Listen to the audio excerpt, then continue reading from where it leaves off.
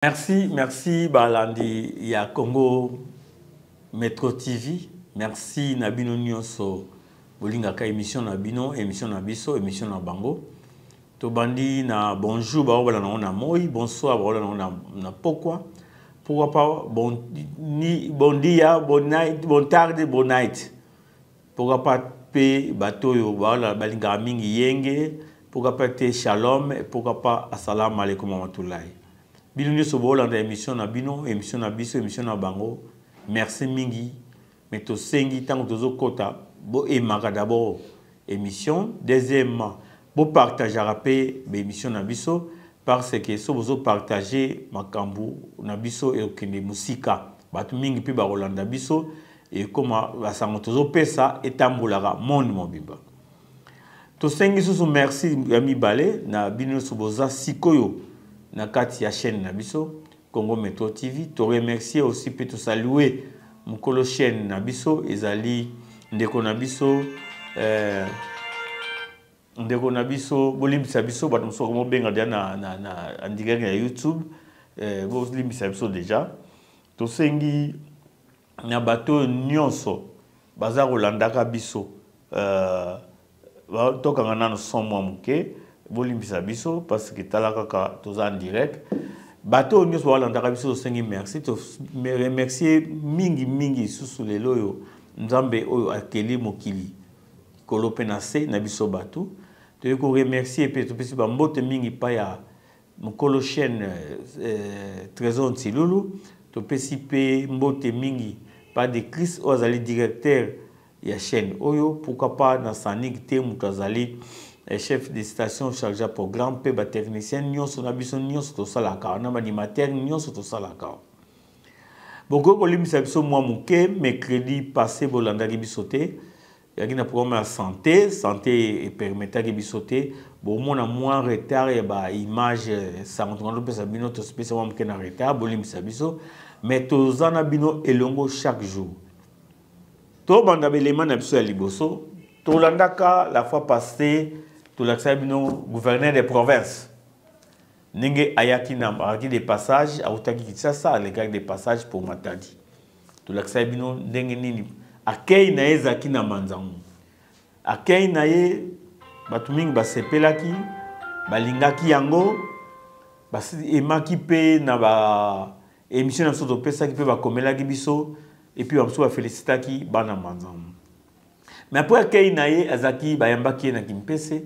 Après Kimpese na songolo avant kota Matadi to l'accès bino accident salamaki après passage nae après akotaki Matadi asala remise reprise peut-être ça remise reprise tant to zongaki moins to l'excellent image zalaki parce que to zalaki na problème ya santé to ko fanda ka boete ba balanda biso balanda ki yangote bolanda lelo yo élément et à tout ça qui a remise reprise naie au même moment interview tout ça qui na président et assemblée nationale nabiso Papi Mantezolo Tolanda. Honorable président de l'Assemblée provinciale, honorable député national, honorable membre du bureau de l'Assemblée provinciale du Congo central, honorable député provinciaux, monsieur l'inspecteur adjoint de la territoriale, Excellences, Monsieur le gouverneur sortant, Mesdames et Messieurs les membres du Conseil provincial de sécurité, Monsieur le maire, distingués invités, tout protocole observé.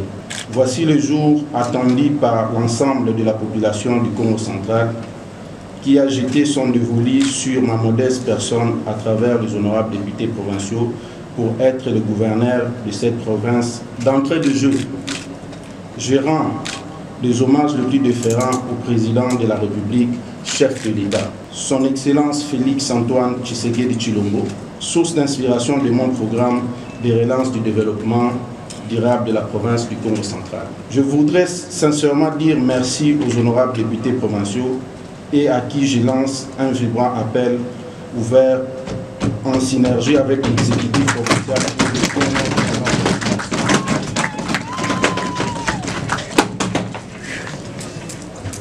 Ceci dit, il ne me reste qu'à rassurer que moi et le vice-gouverneur, unis comme un seul homme, tendons la main à tous ceux qui ont la passion pour le développement de notre chère province. Avant de clore ces brefs propos, il convient de dire également merci au gouverneur sortant, à son gouvernement et à toutes les personnes pour le temps passé ensemble.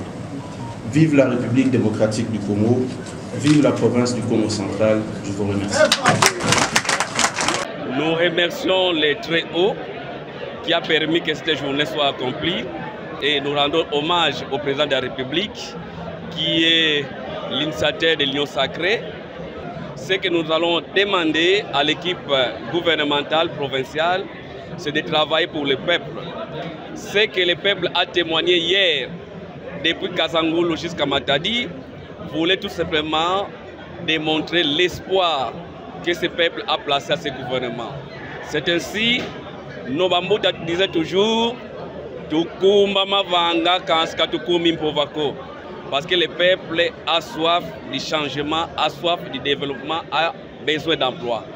C'est le début de la cohésion provinciale et nous voulons que cette cohésion provinciale ne soit pas un slogan, mais nous puissions le vivre.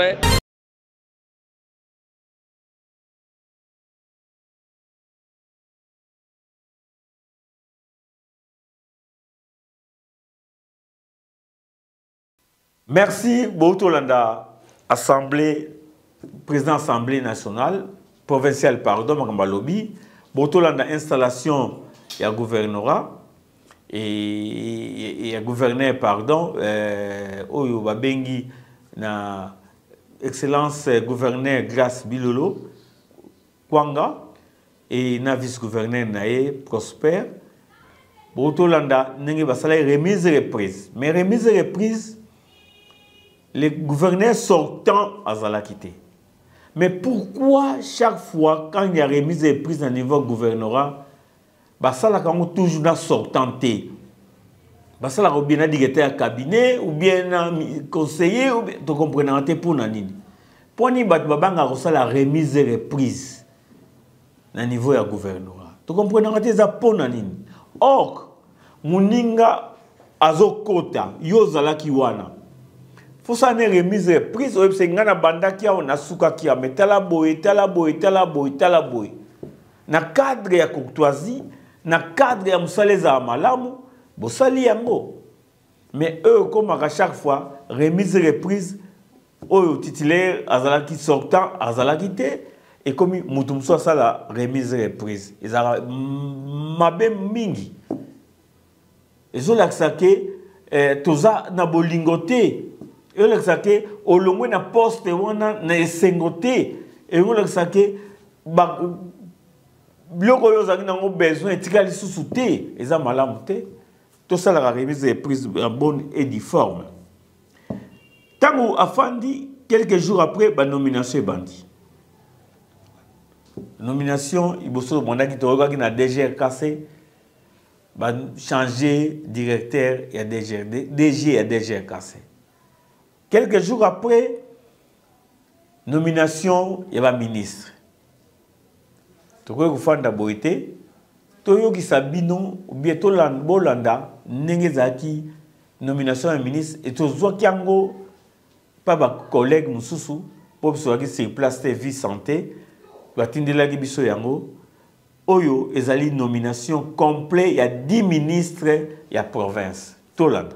KC 001-2017 du 27 février 2017, vu l'arrêté provincial numéro 80-090 bar bis car KB.gouv KC 097 bar 2022 du 3 août 2022 portant organisation et fonctionnement du gouvernement provincial du Congo central, vu l'arrêté provincial numéro 090 bar bis bar cab.gouv bar KC 098 2022 du 3 août 2022 fixant les attributions des ministères provinciaux du Congo central, vu l'arrêté provincial numéro 090 bar CAB KC 007-2023 du 27 janvier 2023 modifiant et complétant l'arrêté provincial numéro 090/bis/cab.gouv KC 039/2019 du 4 décembre 2019, règlement l'administration relative au personnel des carrières de la Direction générale des recettes du Congo central, DGRCC en sigle.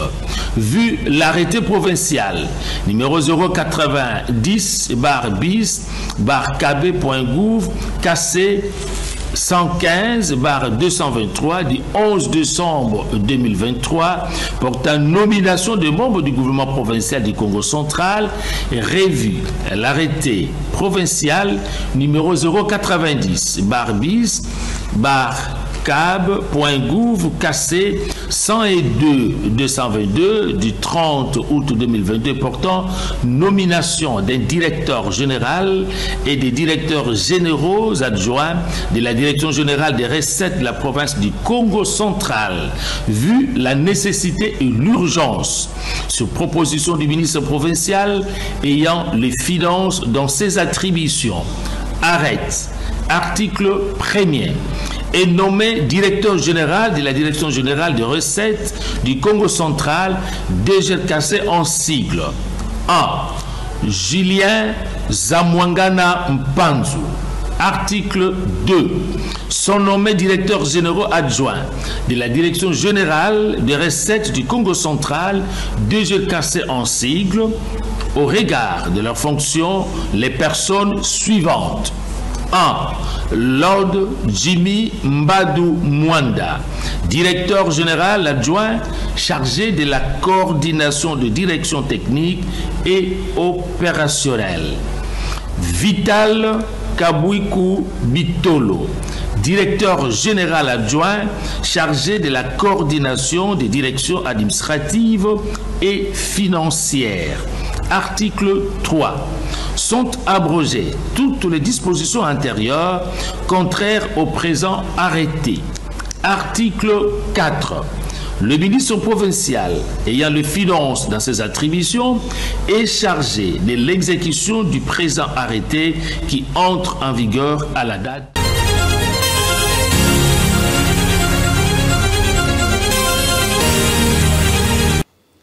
Merci Boto Landango, Wanezalaki nomination ya ba ministre ya gouvernement ya Congo central, oyo gouverneur Glace Bilolo Achaki Musapinaye, Ngolo Baga Signaki.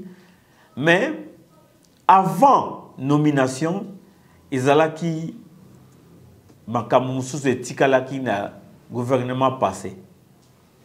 Na gouvernement passé, Basignaki cahier de charge moko na lukala na silu cahier de charge wana esengaki ke na silu batia première pierre batonga pose la première pierre pour batonga zandu moko na kata se pose lukala za na zandu den dibiso manzangwa neti na gisantu neti na matadi ezalaka te ndenge pe na gimpese ezalaka te mais na lukala cité ya territoire ya manzangu Silou apportaki garant à Rotonga Kuna Zandu.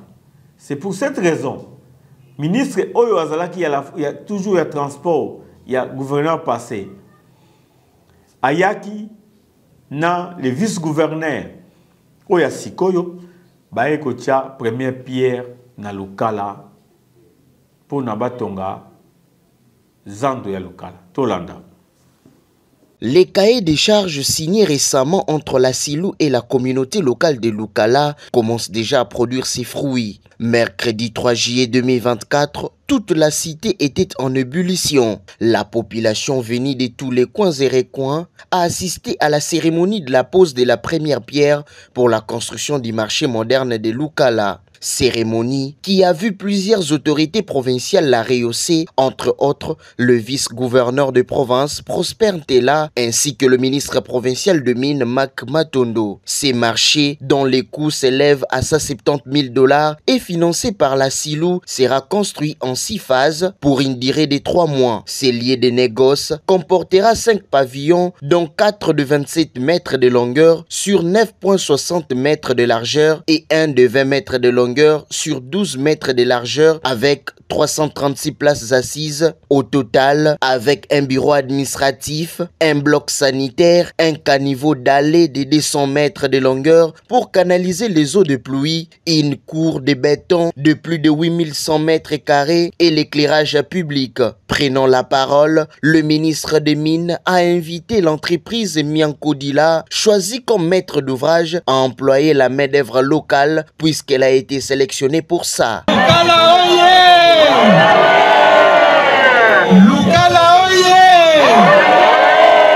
Son Excellence Félix Antoine Tshisekedi Tshilombo, chef de l'État. Vive! Son Excellence Grace Kwanga Maswangi Bilolo, vive! Son Excellence Prospérité la vie! Mambo Momodouza ici Makaï les charges pour nous. C'est comme une véritable opportunité de cohésion provinciale par le fait que tous les 3 districts, en commençant par Lukaya, Cataract et Bas-Fleuve, en sont bénéficiaires. Et vous serez invités très bientôt à Lukaya et Bas-Fleuve pour les mêmes exercices. Aux établissements Miankodila, exécutant du projet de construction de ces marchés, vous avez été choisis à notre grande satisfaction parce que nous avons suggéré les choix des entreprises locales afin d'employer aussi une main-d'œuvre locale.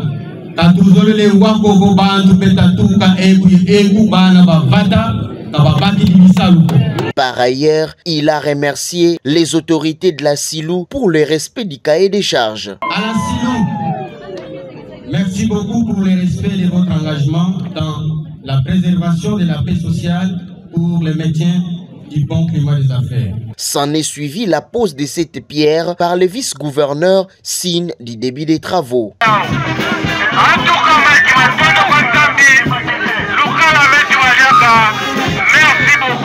La population, pour sa part, remercie les ministres. Ngai pour la part na ngai na moni a continuer la place où on a zali.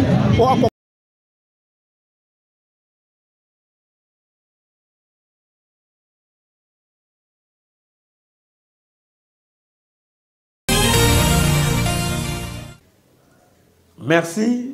Botolanda pose la première pierre. On est allé dans la cité à Lukala.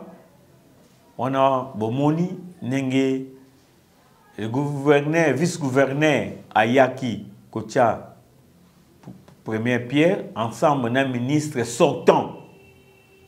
Il y a transport. Moi, on a Manzangou Lukala Pe. On a balé Bayaki ensemble pour pose la première pierre. Tozongi Mamukesima. Pour la nomination, Batoussou ba sepeli, Batoussou ba sepeliti. Tant la nomination est bimi, na cité il y a Mwanda, un territoire à Mwanda en général, les partis politiques du pouvoir et sepelagité. Les partis politiques Oyo, Ezali et Bimisi vice-gouverneur, ba sepelagité. Les partis politiques, Oyo, Bazouaki pe nomination, il y a quelques ministres, déjà cassé à la parti politique, on a IDPS, c'est Pelagité, Sakajaki bureau na bango ya IDPS na Mwanda. Biso tous les kambaro lobate, to pesca en information, mais bolanda, image, pour boye zalaki ndengeni. Merci. Ça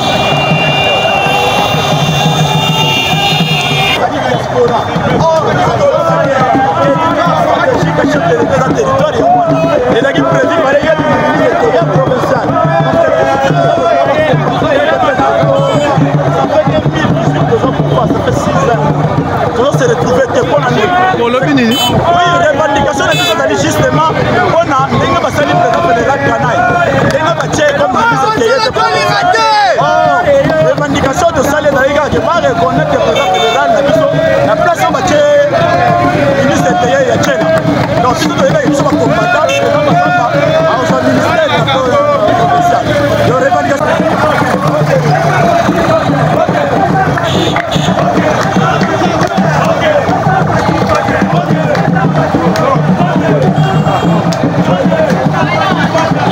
saccagés. Je pense que vous êtes en train de voir les bureaux du parti présidentiel saccagés. Au Moni, le bureau est parti présidentiel. C'est saccagé. Bureau et parti présidentiel saccagé. Donc voilà, pour la simple raison, ministère est limité. Voilà les conséquences. La police.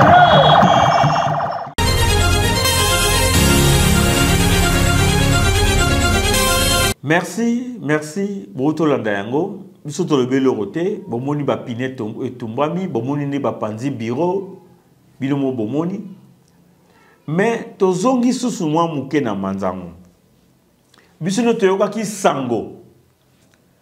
Que équipe la basoda bana uta kisasa bazo kende niveau ya kitona.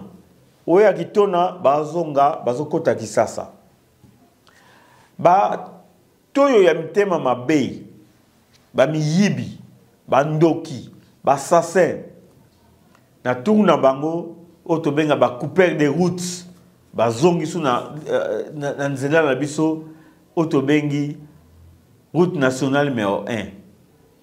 Couper des routes moko ba kisoki misatu me moko akotaki na ba biso ya Transco akanisi ke baza ba commerçant kokota koti azoyiba. Koyiba azoyiba ba soda na bazangi na minduki te me bazangi na ba garde misatu na chaque mutuka. Ba moni azoyiba ba betake masasi na loboko. Loboko epanzanaki akimi akoti zamba mais azalaki mutu yakokufa na kati za pasa salaki hémorragie ya makila. Mais l'hémorragie ya makila en temps akufi ba police enso militaire ba yoka ki samona ba kotek na zamba baluki ba kena retrouver. Na butu nango kaka wana il y a un de nous mwana manzango mpe akomaka vice-gouverneur otobengi excellence de Yonkusu aya comme ministre autaki Matadi autaki alekaki ensemble na gouverneur baki ko installer gouverneur na retour na ye na nzela asala révision de piné na nzenze tango zozonga na butu komi na boko na barrière wana ayoki sango wana lokola pe aza mutu ya batu abaki non na kotika boite tika nazwa image na sala interview na tindela bandeko ba journaliste pour balakisa la population yango asalaki yango atindeleki biso yango na interview mo asalaki ya chauffeur mo azalaki wana popé atindela pe gouverneur na biso ba image na po ala na makamezoleka na nzela ya route numéro 1 tolanda image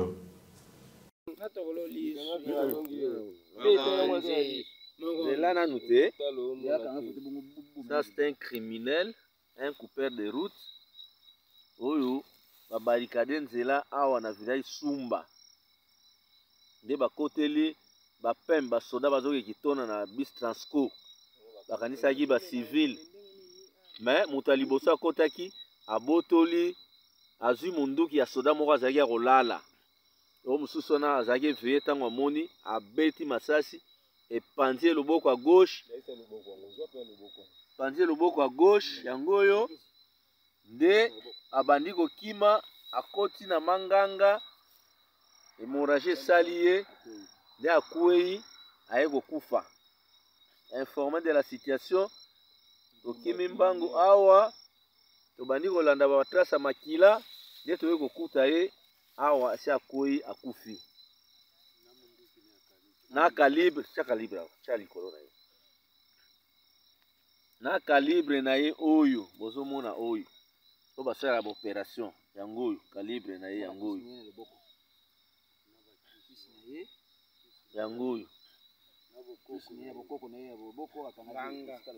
aza nganga tomoni bakarte na ye kombo na ye Mwanza kombo na ye Mwanza nani na prénom Mwanza Kiala Kimbangu.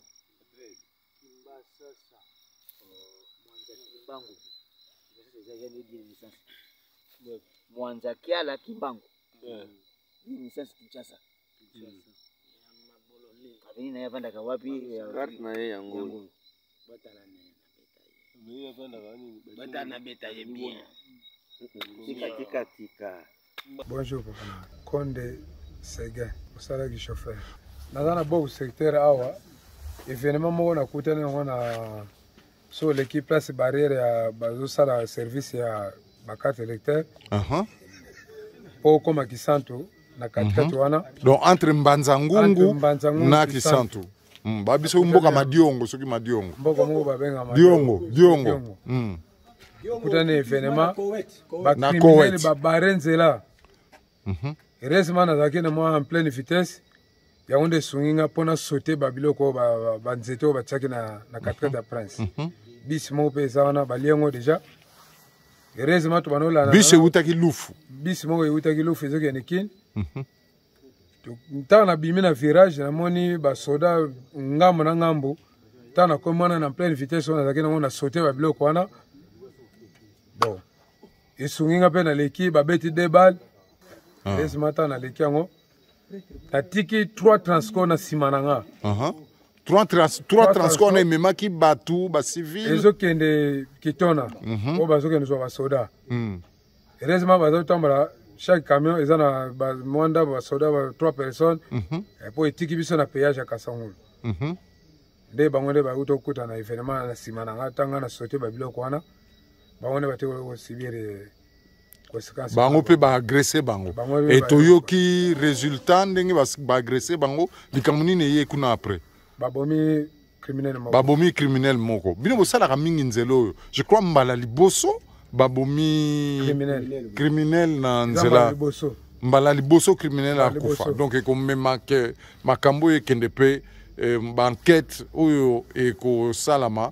Nanani en tout cas mais na osenga ba yebisa mwasi na ngate ke na voyage na barrière za awa ya ba soda o eza bazana mbanzangu awa vers Boko donc bangonde ba sala intervention ba bengi ba jeep na mbanzangu ekeno sala ba intervention voilà donc ça grâce à barrière ni était barrière o eza na Boko awa mbele eloko mote voilà ngamoko na moni jeep wana ngamoko na moni jeep wana na ba policier ndenge kei e ngai moko pe de yonkusu na bengi ate oyo ya Mbanzangungu il est déjà informé et que la situation est déjà sous contrôle parce que ba véhicule et bandit kolongwa déjà qui sent tout et comme kokende vers Matadi et on nous annonce que corps il y a criminel moko et zawana. Donc tu as commis déjà je crois 4 h du matin, tu as commis 3 h combien? Presque 4 h hein? Il est 3h59. Il est 3h59 donc 4 h du matin le lundi 1er juillet nde sali ngai moko ngai yo mais nazana tina pe na mona na te voilà nazana ba lunettes na ngate. Mais effectivement, la koutani na situation oyo awa na boko donc barrière ya boko soki ezala kite elenga ko zala na ngai moko pe na uti ko mona ba barrière mususu na nzela et naza ko profiter pour na tinda message et pas ya son excellence monsieur le gouverneur na biso ya sika pour na yebi ke siko pe ko banda makambu ya sika pour la sécurisation de la population. Et déjà parmi les priorités na yo. Donc il faut que la population, il paraît qu'il faut associer place wana parce que Zambala libosote et excellence, je venais de vous quitter à Matadi. Donc j'ai quitté Matadi vers 22 h et je suis là à Boko en attendant de reprendre la...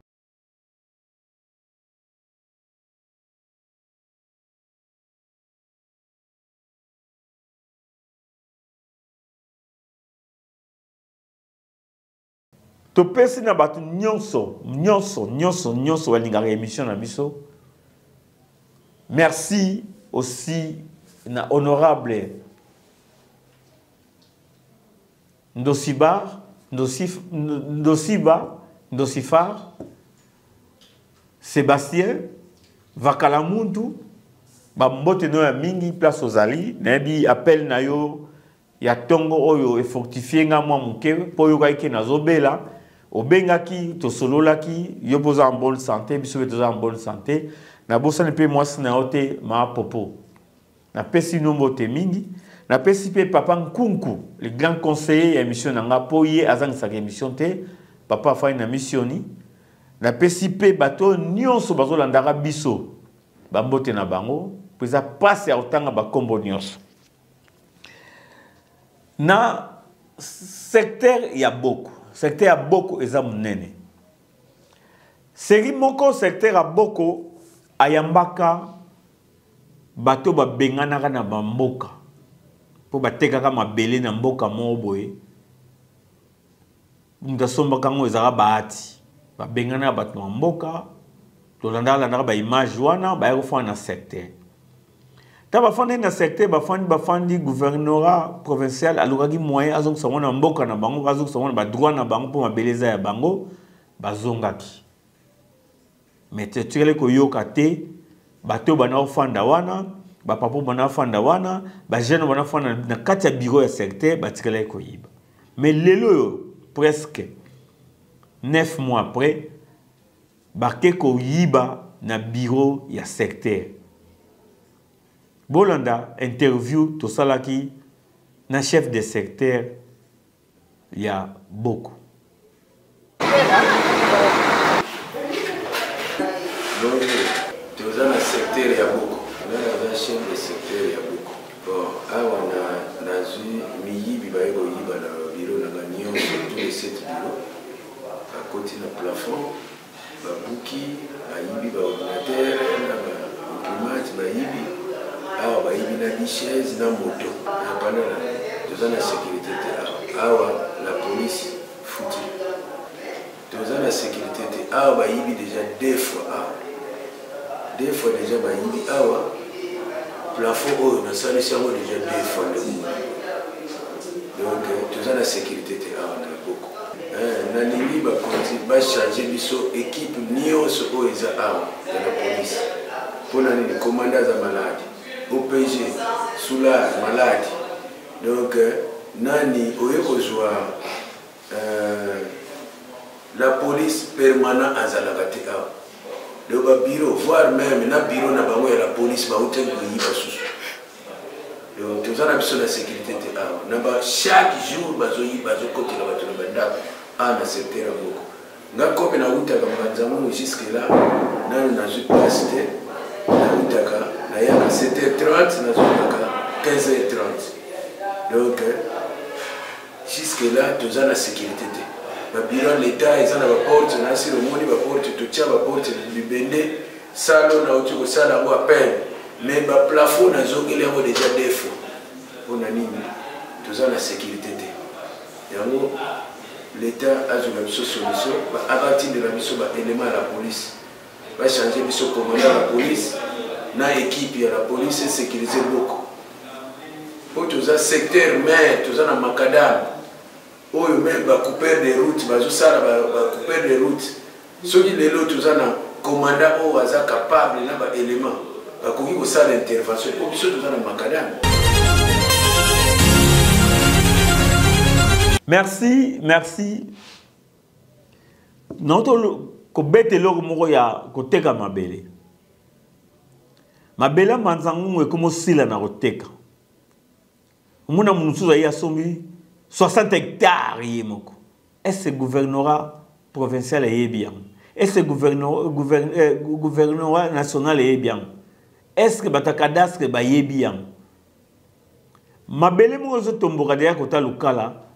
Mutumunga sombi 60 hectares. To landelango.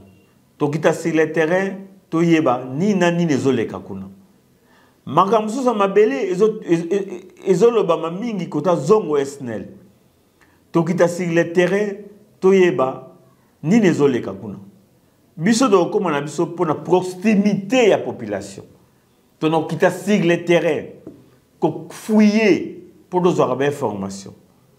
Donc, na niveau ya bamboka na biso ya territoire manzango mabele zo tekama. Neti ba teka na bango mikate na tongo. Neti baoteka na bango spaghetti na tongo. Neti baoteka na bango sucre na tongo. Dezo teka makosaka na te. To kota toyeba ti ba bata cadastre web so ndenge nini bango bazo permettre mutu ya kosoma 60 hectares. Ndenge nini ba chef coutumier baoteka ba 90 hectares. Ndenge nini pe ba chef de secteur baza kondima biloko wana. To kota secrétaire. To ko presque na fin ya émission na biso. La fois passée, tu as dit des passages, tu as makelele. Toko taboye, muyibi. Ah, batwaye muyibi. Botika. Tokoti. Mwana mwasi, azana zemi. Tobite, pona nini asali acte bon. Azana zemi, a côté na fenêtre ba voisin, accueilli pour ayiba. Kokuta kuti na ndako na kuti mbongo te akuti ba téléphone. Ayibi ba téléphone. Ba téléphone ngo ayibi ekufa na ongutu. Taba kangina téléphone ekufi mais azaka nga muyibi. Tolo ba place te avenue te mais bolanda image et salamangi na avenue Nzeza. Mais tolo ba numéro te. Bino mo bolanda et puis to zonga te bani to koekolo.